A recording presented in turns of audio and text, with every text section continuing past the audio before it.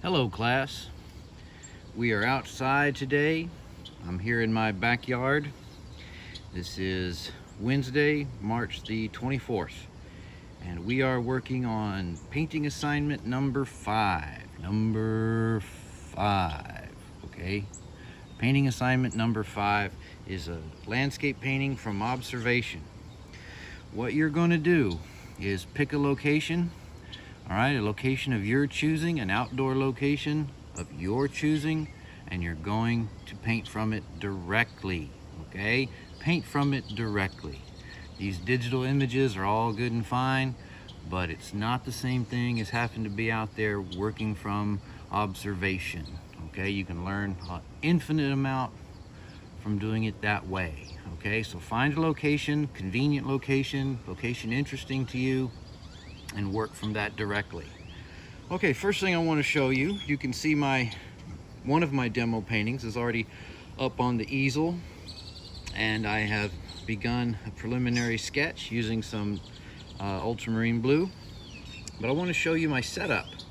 All right, you can see my makeshift easel and my coffee can full of brushes and my box of paint, and looky there, my shopping cart, which I use as an easel. It dubs as an easel, okay? I took some clamps and put some wood on it and made an easel out of it.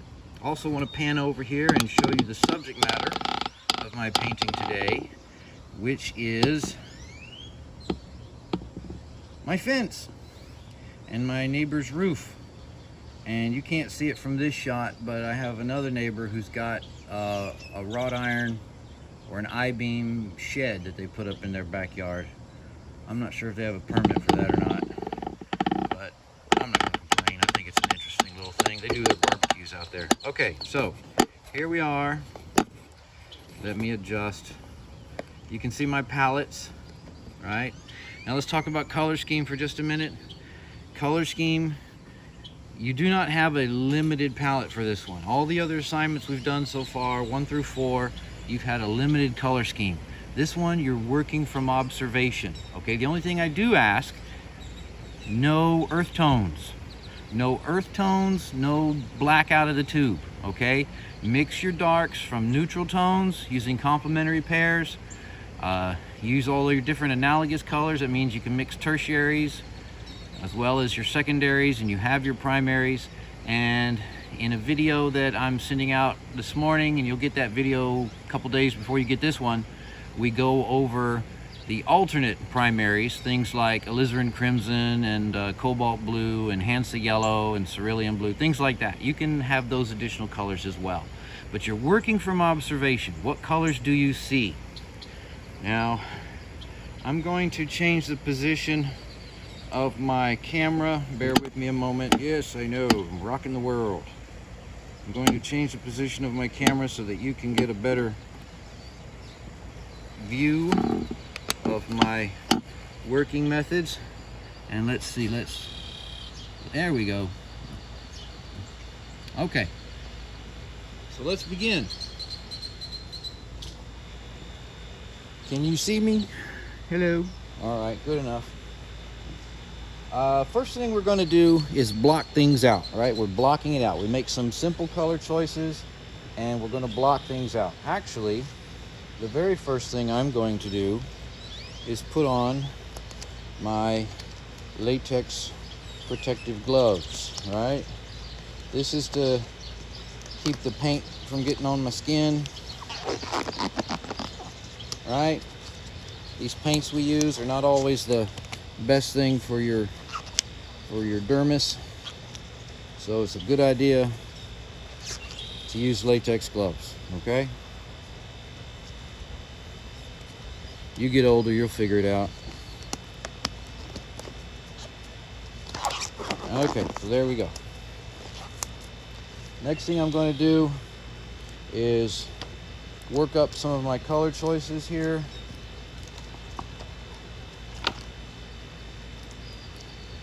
Let's get some cadmium yellow medium out. There we go.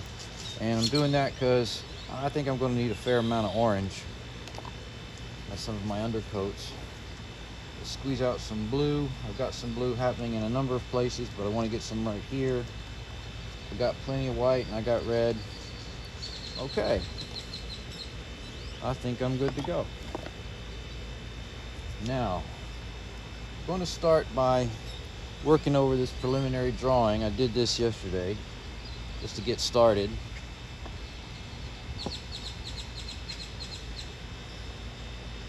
Thin paint.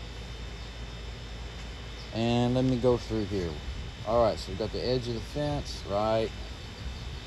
We've got the edge of the shed peeping over the fence. Okay, good. Got that. That's there, that's there, that's there. I've got other side of the fence, and then I get into a tree. And there's a tree, there's actually two trees. There's a tree that's parallel to the neighbor's shed, little barbecue barn they got there. And then there's a tree that's in my yard that is in front of that bush. So I've got these two trees that are overlapping each other, and then there's some sky poking through on the extreme left side. All right. Remember our rules of thumb. Remember the rules of thumb? General to specific, okay? Lean to fat, yeah, we know that one, that's easy. Dark to light, okay, we lay in darks and we work up to the light, yeah, we got that. General to specific, okay, generalize. Don't need to get all specific and trying to make a detailed drawing. I just need to block things out. Now we have an interesting sky. This is, around lunchtime, noonish. And the sun is just beginning to peep out from what has been a very overcast gray morning. So I'm getting some good light. My color's getting about right.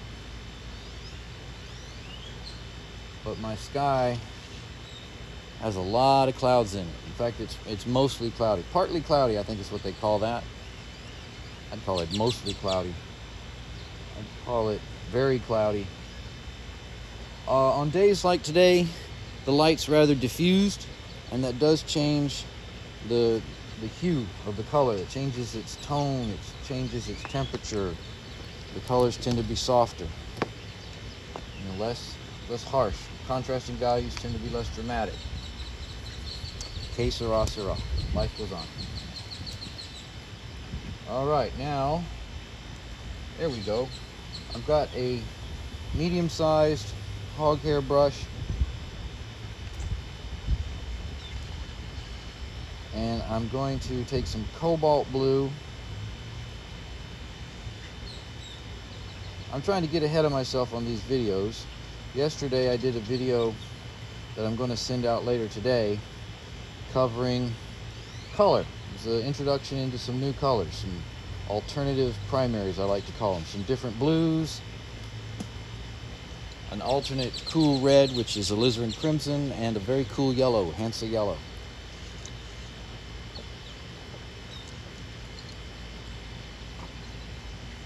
If you subscribe to Mrs. Lyles' YouTube channel,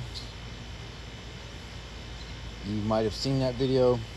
I'll post it on the School of Art unofficial Facebook page as well, and I'll send it out to my painting classes. Okay. Oops, did I rock the world too much? Yep, hold on. I was afraid that would happen.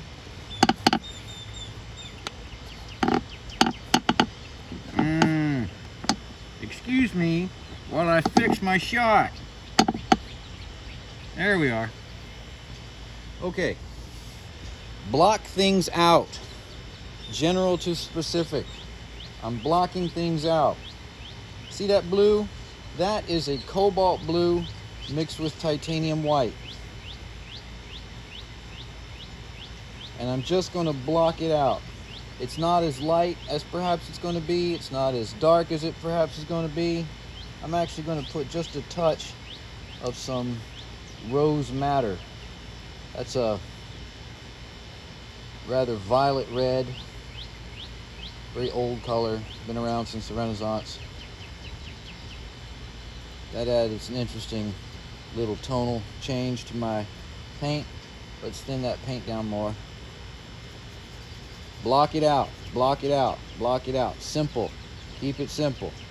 Painting gets pretty complex pretty fast. So let's keep things simple while we can. Let's get a little bluer up there in the corner. Now, here's something to keep in mind when you're landscape painting. Number one, the sky's not always blue. Number two, grass is not always green. Number three, tree trunks are not brown. Okay? Keep those things in mind. This is an undercolor. All right? As this painting develops, I am going to change this color. I'm going to lighten it in areas. I'm going to darken it in areas. I'm going to lay in some pinks and some oranges and some violets. In fact, I can see some of those already. But for right now, what I want to do is block things out. Okay? Simple, direct, block it out. Get rid of the white of the primer coat. That is job number one in your first painting session. It may take, oh thank God my AC turned off. It may take more than 2 or 3 painting sessions to develop your painting, okay? Dedicate the time necessary to get a good rendering of space. Landscape painting is all about space. Where things are in relation to each other, and then how you organize them on the picture plane. Next thing I'm going to do, I'm going to block out the fence. That's the next big thing. I'm going to mix up a violet, ultramarine blue, cadmium red, and it's going to be a high key value. That means a lot of white. I am also going to mix up an orange, some cadmium red, some cadmium yellow, medium, and also some white, titanium white. It'll be a high key value, high key tint of orange. Now I'm going to take this high key tint of orange, looks kind of like a pumpkin color, right? And I'm going to put it into this high key value that I made. And so I'll have some violets that are rather warm and have a slight funny little orangey glow to them, and other values of this violet that are slightly cooler, a little grayer. Okay, now block it out, block it out, block it out, block it out, block it out. Boom. Let's use a bigger brush. There we go. Let's get the can of brushes out of the way so I can move. At this stage of the game, I'm keeping the paint thin. That means a fair amount of solvent. I'm trying to lay it down quickly. I'm not being fussy. I'm not being anal. I'm not being overly cautious. I'm being rather quick. Okay, quick. I'm blocking it out. Blocking it out. Blocking it out. Blocking it out. Blocking it out. I want to get coverage. I'm using a fairly thin coat of paint. I've got oil in the paint. Of course I do. I oiled the paint on the palette. And then I dip my brush into my solvent, which is odorless mineral spirits. You can use turpentine or terpenoid. I'm using odorless mineral spirits. Works perfectly fine. And I'm blocking out the fence. The fence, this wooden fence, it's an old wooden fence. Been weathered, weather stained, faded in the sun, sun stained, all of the above. So it's got a range of color values going from a warm, kind of tonal, orangey color to a very tonal violet. I am generalizing, okay? I'm generalizing the color. The fence is way more complex in terms of its color structure than what I'm saying it is. I'm generalizing it. Why am I generalizing it? Because we move from the general to the specific, that's why. Okay, the real reason is because we move from the general to the specific. You've got to get the paint on the canvas, and then you can start pushing it around and making more specific color decisions. The general principle when we're painting this way, painting directly from observation outside, you're taking all of this wealth of information, and it's a huge amount of information, and you are reducing it down to color, value, and space. I'm sorry, shape. Color, value, and shape. That's how you create space. That's what we're trying to do, is create space. You do that by reducing all of this information, this incredibly huge amount of information. Reduce it down to color, value, and shape.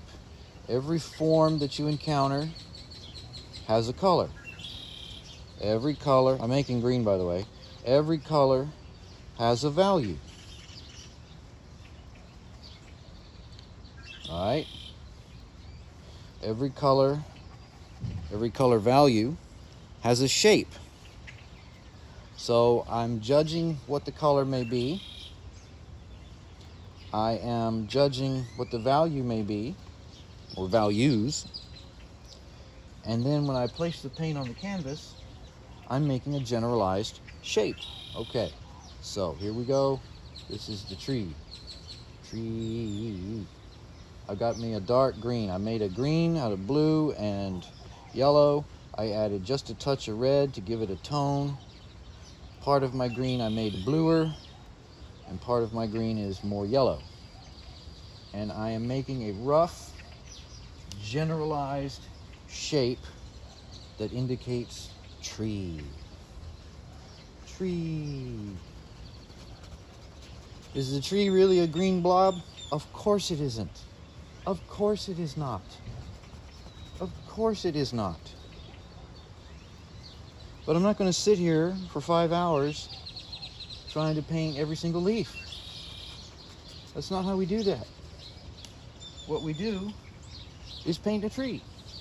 We give it the generalized shape so that we can indicate its relative position to everything else that's in the picture plane and where it is on the picture plane.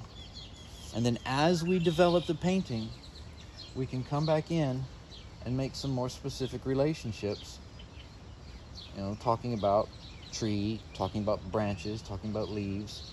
Okay, and some of these branches arc out across the sky. I'm going to make a notation of that. Okay, that's what I'm doing. I'm making notations to myself where things are. This is not the time or place to get all fussy and detailed. This is the time to block it in. We'll get fussy and detailed soon enough. Now, let's stop a minute. We're going to look at the shed here, and I'm going to introduce a new color. Ooh, alizarin crimson. Okay, alizarin crimson is a fantastic color for making very dark values, very dark greens, right? Very dark violets. It's fantastic for violet. And I've got a violet working here that I'm going to use to indicate some of the darker areas of this shed. In fact, let's get it a blue violet. Let's make a blue violet. Remember how to make blue violet? You make a violet, add more blue. Blue violet.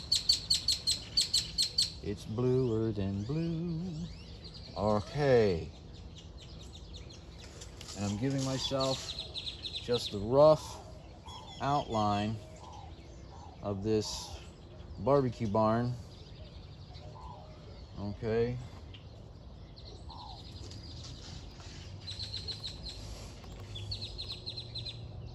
Okay. Part of this violet I'm going to add some cadmium red to, so I warm it up, and that gives me the rusty I-beams. Yay, rusty I-beams. Now that's sort of a detail that I'm going to have to come back in and play with some more later, but for the moment, it gives me a notion about where that is. Okay, now it's a tin shed, a tin roofed shed. So I'm going to come back to my orange, add some red to my yellow, make a nice orange, add some blue to my orange, make it tonal, add some white to my tonal orange, gray it down, add a little more blue to make it darker, and I'm going to paint the underside of that shed. Underside of the shed. Remember, at this stage of the game, keep it generalized, keep it simple. If it looks a bit messy, good. That's what it's supposed to look like. All right? Some of these more gestural marks can actually be very helpful later in the game. All right? We can pick and choose what areas need to be expressed more detailed and what areas of the painting we need to keep more open and generalized. It can shift, it can change, it can alter. Okay? Now, I'm going to introduce a new blue. I'm going to introduce, this is Cerulean Blue Pure. Pure cerulean blue. It is a softer, warmer blue that lends itself very well to making grayed out blues, like for shadows and such. And I'm going to deal with my neighbor's house, or what portion of my neighbor's house is visible. There's actually several houses visible. I'm going to make a tint of cerulean blue, and then I'm adding a little bit of violet to it to bring it down, and I'm going to block in a bigger brush. I'm going to block in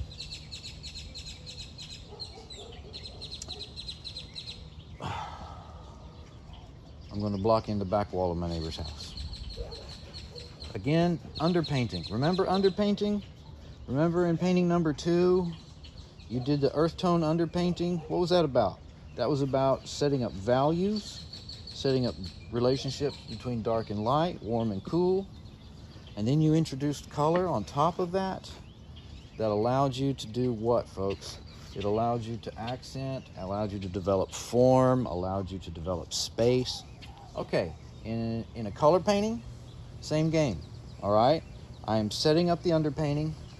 I'm making darker tones, all right? And then I'm going to come back. I'm setting up some tints. I'm setting up some darker values, some lighter values. And then I'm going to come back and develop things further. This is the roof, corner of the roof. I'm generalizing, blocking it in, setting up some basic color relationships, things that I'll have to adjust and make more specific. I'm going to take ultramarine blue. I'm going to add a little orange to it. I'm going to add some white to that, and I'm going to make a neutral gray of blue, a blue neutral gray. And that's going to be the satellite dish on the neighbor's roof. All right? That's an ugly looking satellite dish, Lyles. Good. I'm glad it's ugly. Good. Happy. Makes me happy. The uglier the better. Is it going to stay ugly? No, of course not. It's just ugly right now because this is my underpainting. I'm blocking things in. All right, now we're getting into some smaller stuff. What's going on behind the barbecue barn? What's happening with the houses across the way there? What are we looking at? Okay, take the information that you're observing and reduce it down to color value and shape. Color value and shape. I'm going to have to come back in later and work on the top of that fence, right? Because each little plank of the fence goes up, goes down, goes up, goes down, goes up, goes down. Okay, so I got all that to deal with. I'm not going to do that right now. Okay, I'm not doing that right now. Right now, I'm just figuring out where the edge of the fence is. Okay, that's what I'm doing. Where is the edge of the fence? Where are these edges in relation to each other? Where's the edge of the neighbor's house? Where's the house behind that? How tall is the wall? Where are his windows? Now, there's something very interesting that I have not painted in yet. I'm going to make a quick notation of it so I can deal with it later. There's a dead tree. Not a dead tree, a bush, actually. It was killed during the freeze. Old Jack Frost killed my flower bush. Boom. So I got all these dead twigs sticking up that are kind of exciting. They help to activate the right edge of the painting. So I'm going to make a notation about where some of these things are. I'm using an orange, making it tonal. Actually a red-orange right now, adding blue. That gives me a neutral tone. And look, the dead branches pop up against the sky. Isn't that exciting? All right. Okay, that's an underpainting. Let's look at the shot here. Ta-da! That's an underpainting. That's what that is. I went from a blue line sketch to a roughed out underpainting. Okay? Now, let's get rid of this.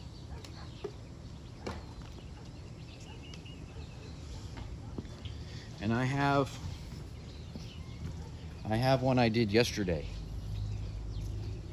It is also in the underpainting stage. Right? Underpainting. Now I can start, once I get it to this level, I've got things blocked out. I can start to make decisions about some of the smaller stuff. I can begin to specify, right? Specify. I'm not going to walk you through this whole painting right now. I'm not. What I want to do is show you that you transition from that very rough underpainting into a painting that begins to develop more specific relationships. That's what I'm attempting to demonstrate to you. So we'll spend a few minutes doing this, and then we're going to talk about the exercise. Yes, my students, there is an exercise associated with this painting. It is your fifth and final exercise. Yay, I can hear you cheering. But you have to finish the painting before you get to the exercise. What? Yeah. So we'll talk about that in a few minutes. Right now, let's deal with this shed. What I'm gonna do is I'm gonna work on the left side of the painting for a while, okay? Here's my plan, and I'm not gonna make you sit here and watch all of it, but this is my plan. I'll send you an update later. I'm gonna deal with the left side. I wanna deal with the tree. The tree is actually very important because the tree is what's gonna layer space. You know, the tree, part of the tree, it's actually two trees, remember? And the tree that's in my yard, the leaves branch over from the right side and are parallel, or in some cases in front of, this wooden fence. And then there's a tree behind that that's parallel to the shed here, to the barbecue barn, what I like to call the barbecue barn. And then we get stuff that's happening across the street, right? Some of the other neighbors in the neighborhood, there's a street that runs east-west, and there's houses across that street, and we can see them. I actually see two houses, one here and one here. And then we get into the left side of the painting, which is the corner of my neighbor's house. There's actually two houses there too, one here, one here. And I may have to make some adjustments. Like I think I have to lower the fence there. Anyway, we'll see. But I'm going to focus on the right side and dealing with the relationship between my tree, their tree, and the barbecue barn. And that right there is an entire painting session. That's about a 3-hour job. I don't plan to run this video that long. I just want to give you an idea of what I'm doing. Let's set this up a little bit. There's a little pink edge right there. There's the brickwork. Again, reduce things down. Even though I'm trying to get a little more specific, I'm still using color, value, shape. I'm just making smaller color value shapes, right? So I get large color value shapes. That was the underpainting. And then I'm reduced down to smaller color value shapes. And what happens is, as you get that relationship between the big color value shapes and the little color value shapes, space begins to emerge. Your eye begins to read it as space. Okay?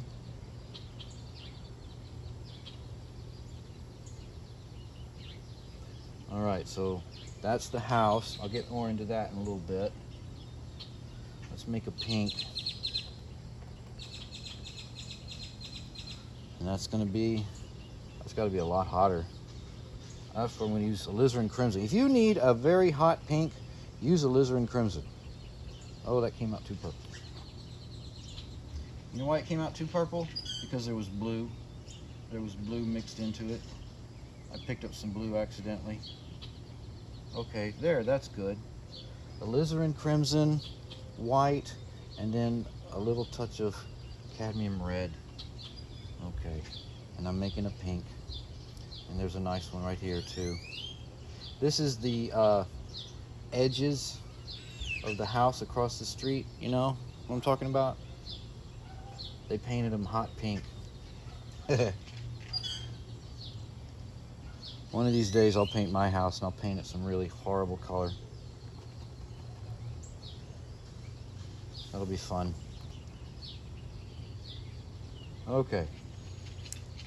And then we get into some pretty awful greens, some very warm, pasty looking greens.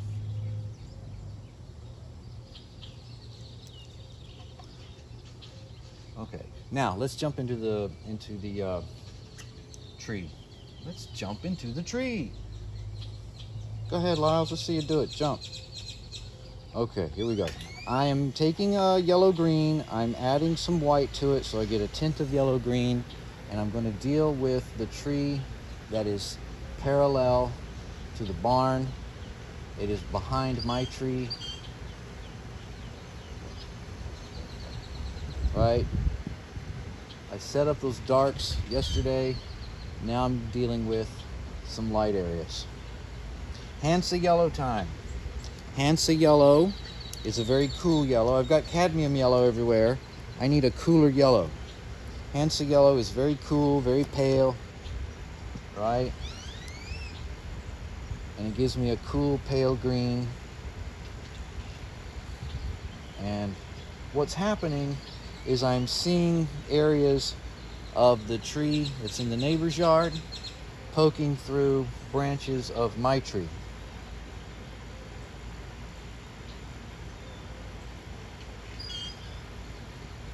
Okay. That's beginning to set that up. Now I need to reassert some stuff from the sky. What we're going to do is I'm going to take some cerulean blue pure, and I'm going to make a tint. When you do this, you'll see that it makes a very pale, powdery blue color. I'm going to add just a little bit of alizarin crimson to that so it gets it just a little bit violet. And in the lower portion of the sky, I have some cloud cover. That's a lighter value than the blue that I've had there previously.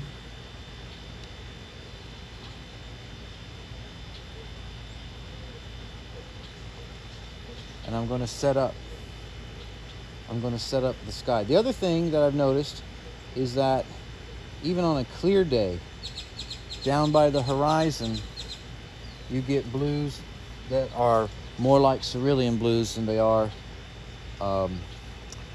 cobalt blue. Cobalt blue, that's what I used for the underpainting for the sky. Now, the reason I got into this blue, and I have a very specific reason for it, is that I'm going to begin to define some of the branches of my tree against the sky. Ugh, I picked up green. That can happen. I'm going to use a round brush now so I can get into a tighter corner.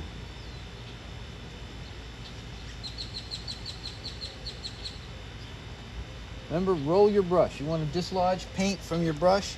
Roll it. Roll, baby, roll. Okay.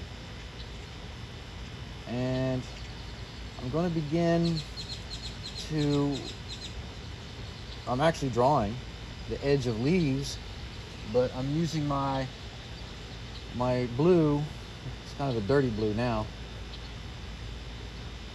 to cut out the edge. I can come back in later and go over that blue with a cleaner blue, with a brighter blue. So I begin to deal with the texture of the leaves by dealing with the sky around the leaves. Draw the sky around the leaves. Paint the sky around the leaves.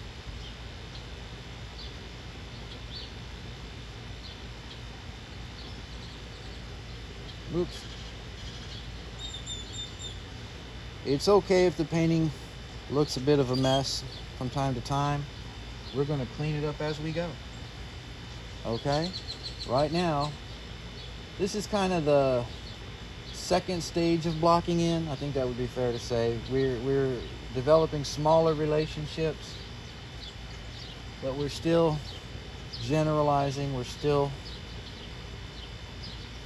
finding out where things are in relation to each other. I need a kind of a pink. Let's get some white happening. Let's get a little bit of alizarin in the white with some blue. There we go. That's looking better. That's a good color. So I've got some sky poking through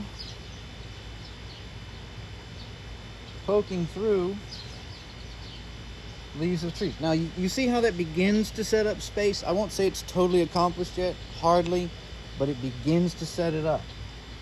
Right now I want a middle green, get some blue, get some yellow. A slight orange actually is better. A yellow orange. If you're making greens for painting outside, let me give you a tip. Yellow oranges work better than yellow. Okay?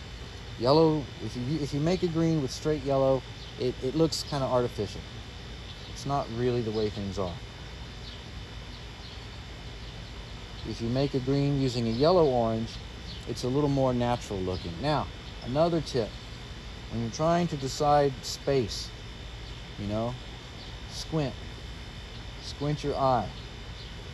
All right, there's some green that's dark, there's some green that's middle, there's some green that's light. And I'm trying to figure out what is what and where it is. Squint your eye. When you squint, you drown out the detail and you just see color in blocks of value. Okay, you see the color values more clearly.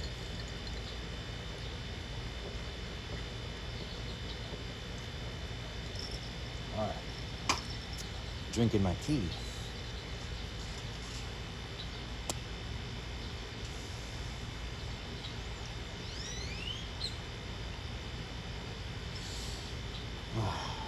When I know where these edges are, I can come back and paint blue around them, and we'll get a much more interesting transition from the sky to the leaf. All right? See what I'm saying? I am not going to paint every single leaf on these trees. That would be ridiculous. I am going to paint leaves just enough so that you, the viewer, understands that we're looking at a tree. So the leaves that are against the sky are going to receive some attention. The leaves that are against the barbecue barn are going to get some attention. When I get over here into the tree, I'm going to generalize things a bit. I may change values to indicate space, but I'm not going to be painting every single solitary leaf. I'm just not. Sorry. Sorry to disappoint. It's not the way it works. Okay. And this is the stage in the painting where I can come in and start to assert the individual boards. And not, again, I'm not going to do all of them. That would be ridiculous.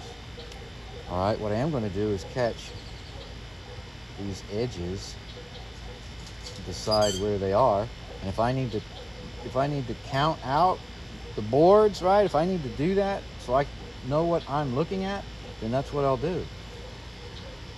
If I don't have to do that, I won't. And it may very well be that in some parts of the fence, I had to stop and count boards so that I knew where I was looking at. And in other parts of the fence, I just kind of, I just winged it. All right? You do what you need to do. That's the point. That's what I'm trying to get to. Okay? Do what needs to be done. Don't do a crappy job and try to tell me you worked your little heart out. No. Do a good job. Make it a good painting. But making it a good painting doesn't mean every single solitary thing is painted exactly the same way. That's not how you see. Okay, that's not how you perceive. Okay, see, even that little indication made a difference. Okay, in terms of understanding what I'm looking at and where it is. So this is the second session I'm doing on this painting. I'm building on top of my underpainting, and I'm beginning to build in more specificity. Do you comprehend what I'm saying? I know this is a lot to take in, but it's not as impossible as it might seem. Stepping outside, stepping into the world, and observing it through your paintbrush is one of the most natural things you could possibly do, okay? You're engaging in the act of looking. You're doing what you do all the time anyway. It's just now you have a paintbrush, okay? That's it. So don't be intimidated. Don't be afraid. Step outside and jump in. You're going to make a mess. It's going to be horrible. You're going to hate yourself, but then you're going to work out of it. You will. You'll work through it, okay? Make a mess and then work through it. Work out of it. Build on it. Build on your messes. Fail forward, okay? That's what we do in painting. We are professional fail forwarders. How about that? I'm trying to say something about what I'm looking at. What are you saying, Lyles? Well, that's not really the point. The point is I'm trying to say something. All right? I'm making an expression. I am making an observation. I am making a comment. I am looking at the world around me and how amazing it all is. Right? Even something as boring as the fence in my backyard. It's not boring at all. It's exciting. I caught a great big lizard over there yesterday. Or rather, my cat did, and I had to make the cat let it go. So, there we go. Now, I'm going to stop. All right? This painting has a long way to go, but it's got a good start. Now we're going to talk about the exercise. Okay? This is the exercise for painting number 5. Do you see this? See that? This is roughly 5 by 8 inches rectangle. 5 by 8 inch rectangle. It parallels the size of my painting. That's 16 by 20. Okay? You need a surface that's at least that size. Smaller than your painting, at least this size. 8 by 10 is great. If you want to work on an 8 by 10 canvas panel, that's fine. This is a wood panel. Okay? That's fine too if you want to use one of those.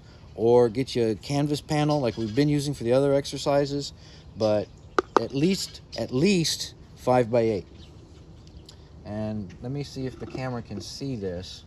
I'm going to set this down. Let's see, where can I put this? I want to set this here.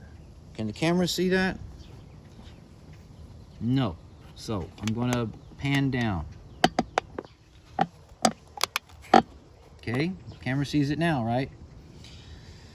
what I'm going to do is make a synopsis of my painting. What is a synopsis? A synopsis is a shortened version of the subject matter, okay?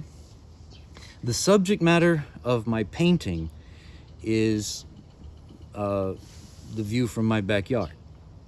The subject matter of my synopsis is my painting, all right? I'm going to paint a painting of my painting, all right?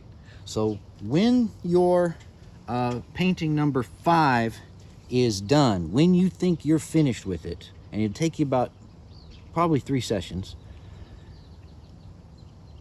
get a small surface and make a study of your painting. What's the point of that? You're going to examine what it is you've done, okay? The synopsis allows us to look at what we've done, to examine it, you know, a little more critically, discursively, and sometimes it can even open up possibilities of what to do next.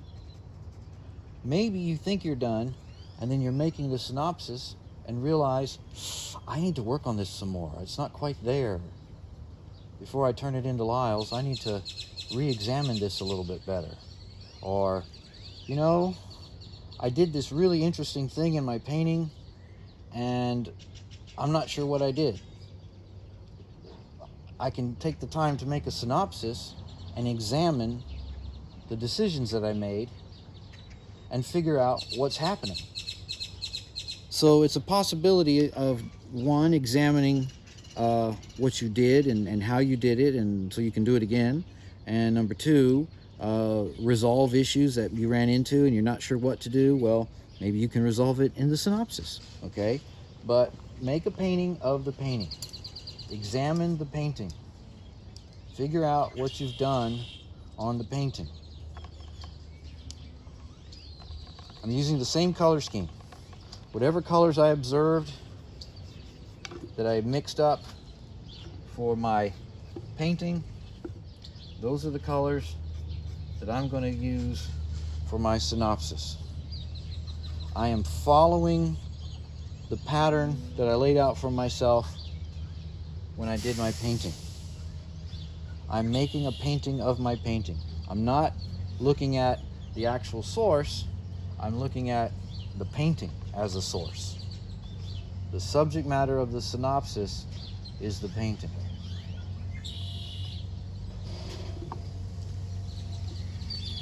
You're going to send me an image of your completed assignment number 5. When it's completed, you're going to send me an image of the synopsis of painting number 5. Yeah, if I think you need to redo it, I'll tell you to. The synopsis is a quick study of the painting. It's even a pretty good idea, and this is a suggestion, but it's not a bad idea to make a synopsis at various stages of the painting so you can examine your progress. Sometimes when I've done synopsids of paintings, I find other options, other possibilities, and I wind up making a series of small paintings based off of a painting. That's fun, that's interesting. You can pursue different resolutions to different problems that way. Problems in the painting, I should say.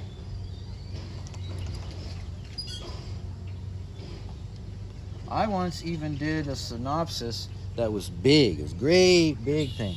I had done these 2 paintings that were partners to each other, and they were just a little bit different scale from each other, which was kind of a headache. I didn't initially intend to make, you know, a diptych, that's what that's called, but I needed to make the painting work, so I did it. But they were, I don't know, it was a little wumpy jawed, you know, they didn't quite pair up. So I made a synopsis where it was a great big long canvas, and I used the 2 original canvases for paintings as the subject matter, and I resolved it that way. It was weird. It was fun, but it was weird. Anyway,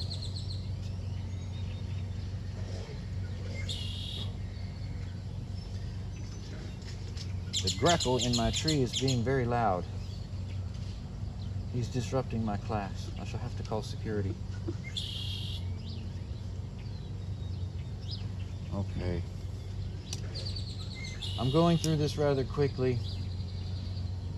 And again, these paintings that I do for you as demonstration, please understand they're demonstration. Okay, these are demonstration paintings. So I do them rather quickly. I do them rather abruptly. Sometimes I send you little updates about the painting so you can see it in development. I don't know if that's useful or not. I hope it is.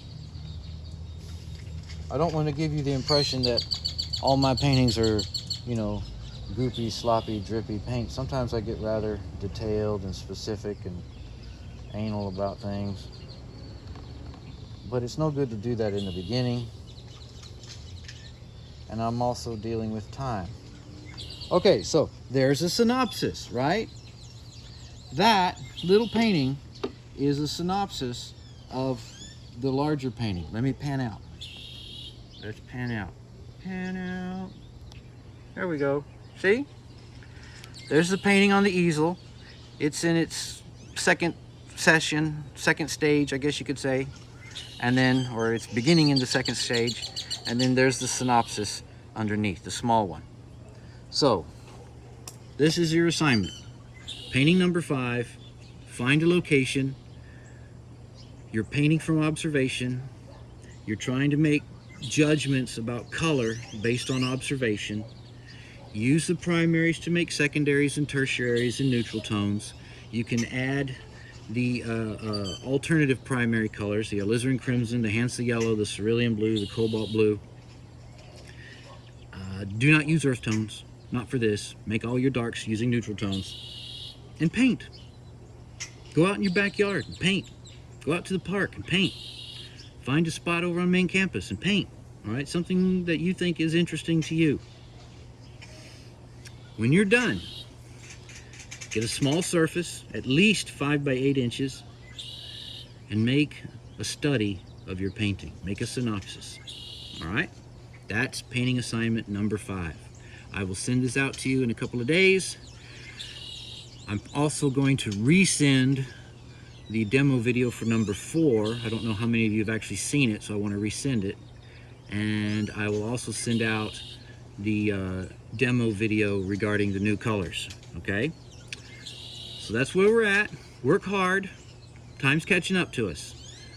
Stay safe. Stay tuned. Bye-bye.